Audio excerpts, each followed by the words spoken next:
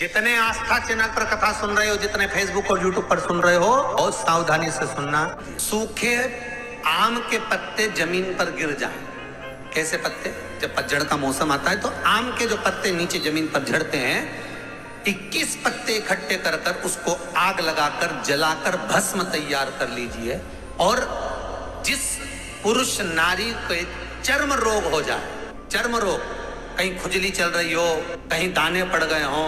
कहीं चमड़ी सफेद लाल काली पीली जैसी पड़ गई हो, कहीं दाग हो रहे हो, चर्म रोग, कहीं खुजाल चल रही हो,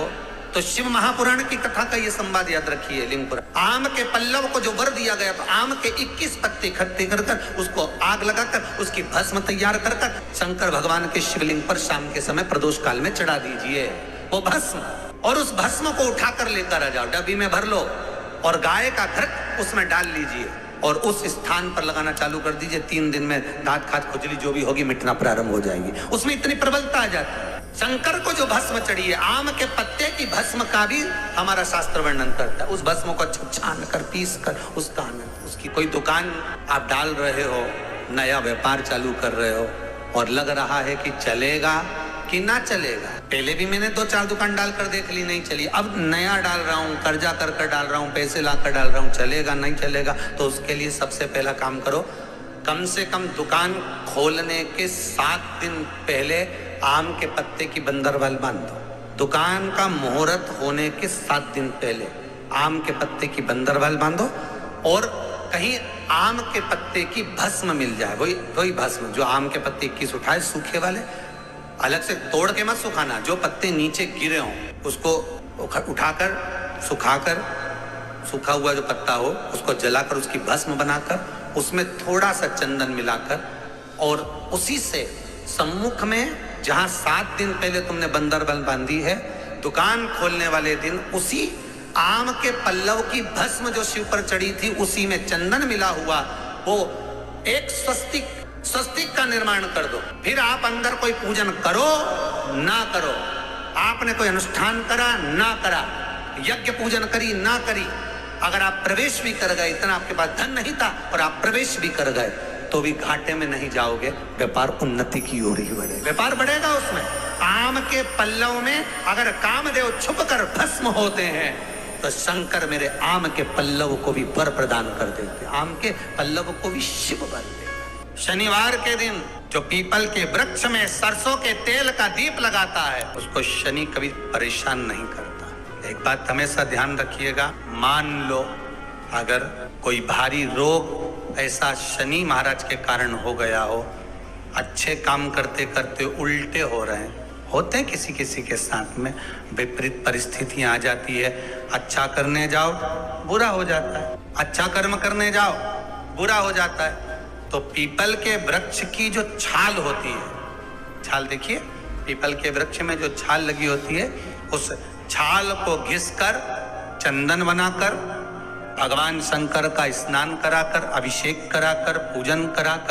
पूजन कराने के बाद में पिपलेश्वर महादेव का नाम लेकर, कौन से महादेव? पिपलेश्वर महादेव का नाम लेकर वो जो घिसी हुई छाल होती है उस छाल का तिलक भगवान शंकर को लगा लो और उसी का थोड़ा सा भाग अपने कंठ पर, मस्तक पर लगाना प्रारंभ कर दो। धीरे धीरे जो विपरीत दशा है वो सुधरना प्रारंभ हो जाती है। पर नाम याद रखना,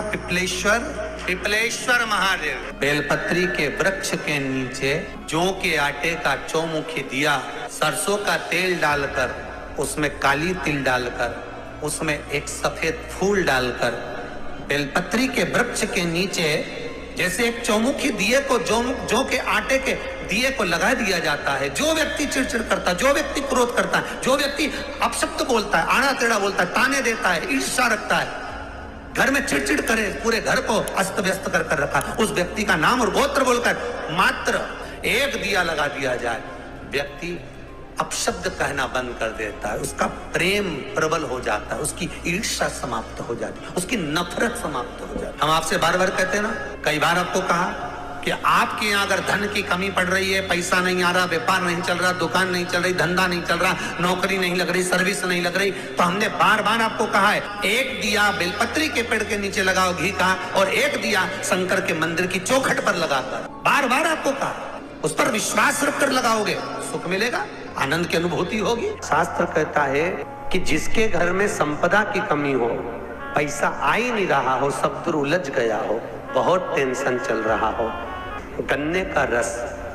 जानते हो, ईख का रस, गन्ने का रस तुलसी जी के क्यारे में हाथ में लेकर 7 बार अपना नाम और गोत्र बोलकर छोड़ दो, जिंदगी में 3 साल में तो करोड़पति बनकर बैठ जाओगे, कभी लक्ष्मी की कमी नहीं आ सकती। माताओं से, मेरे भाइयों से,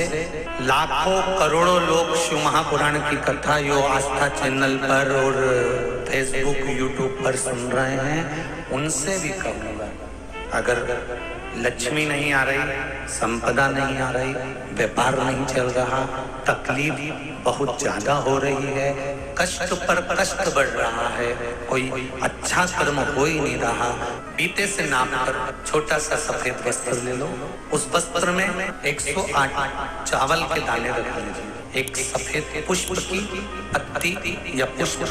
जो मिल जाए वो रख लो, फूल भी ना मिले तो एक चावल का दाना अलग से रख लीजिए, उसको अपने घर के जहाँ परिंदा होता है,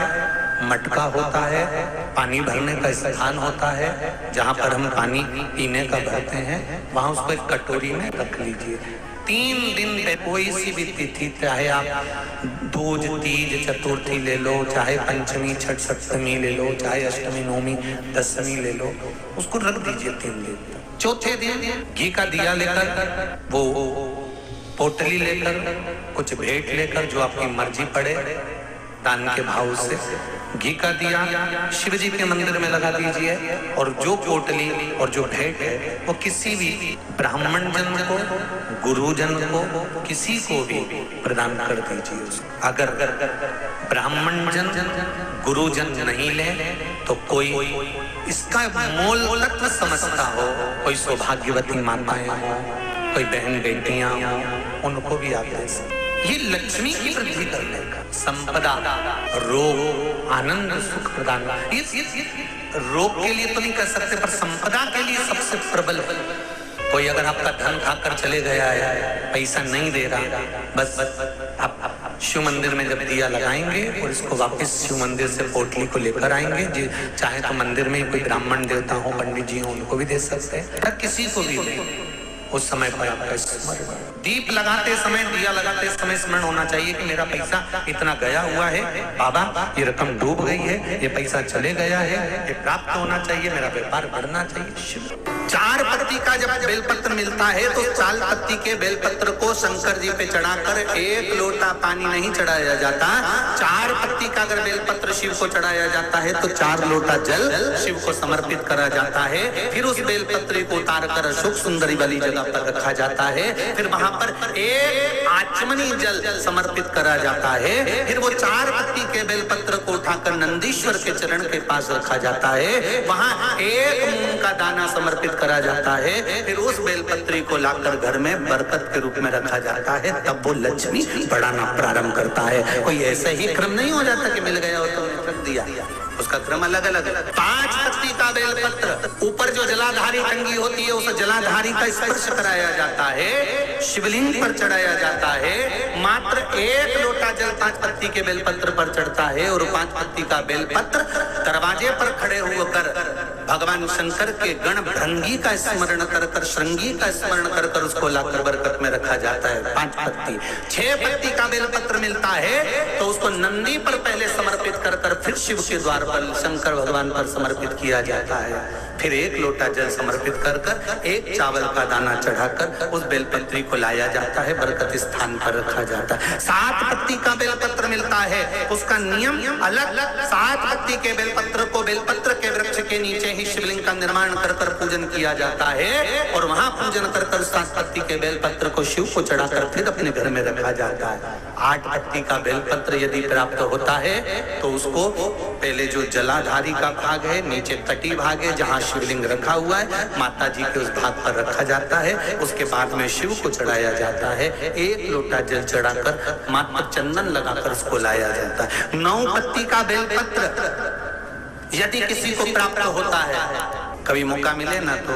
देखो, अब सीहोर में कभी कथा हुई तो आपको 1 पत्ती से लेकर 21 पत्ती तक के बेलपत्र का दर्शन, 3 पत्ती वाले वृक्ष से ही जो पत्तियां प्रकट हुई हैं, 1 से लेकर 21 के पत्ती के दर्शन आपको सीहोर जब कथा रहेगी कभी तो ऑनलाइन कथा में हम खुद व्यासपीठ से दर्शन कराएंगे कि इतने पत्ती तक के भी बेलपत्र का दर्शन होता है। श्री शिवाय नमस्तुभ्यम, सब बोलिए एक बार जमकर, श्री शिवाय नमस्तुभ्यम। प्रैक्टिकल जरूर करना, कहीं सीहोर वाला महाराज झूठ तो नहीं बोल रहा। शास्त्रों की बातें हमारे जीवन में हमें सुख प्रदान करे, इसलिए इस भाव का आनंद करते हुए आज की कथा को विराम देते हैं।